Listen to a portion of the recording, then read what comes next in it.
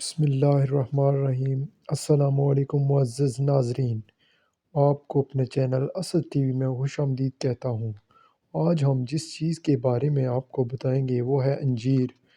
انجیر اللہ تعالیٰ کی نعمتوں میں سے ایک بہت بڑی نعمت ہے۔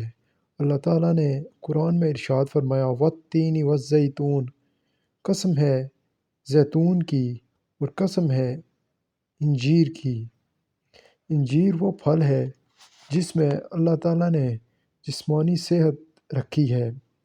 اس کا سب سے بڑا فائدہ یہ ہے کہ معدے اور جگر کے لیے بہت ہی زیادہ مفید ہے۔ یہ انسانی جسم کو طاقت دینے کے ساتھ ساتھ ان گنت بیماریوں کو نکالتا ہے۔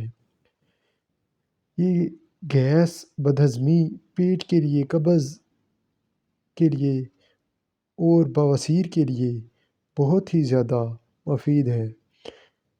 اور سب سے بڑی بات، حضرت محمد صلی اللہ علیہ وسلم کی پسندیدہ غذاؤں میں سے ایک غذا انجیر ہے۔ اس کو پھل کی صورت میں تازہ بھی کھایا جا سکتا ہے اور خشک کر کے بھی کھایا جا سکتا ہے۔ انجیر جسم کو طاقت دینے کے لیے اور جسم کو فروہ کرنے کے لیے بہترین انعام ہے۔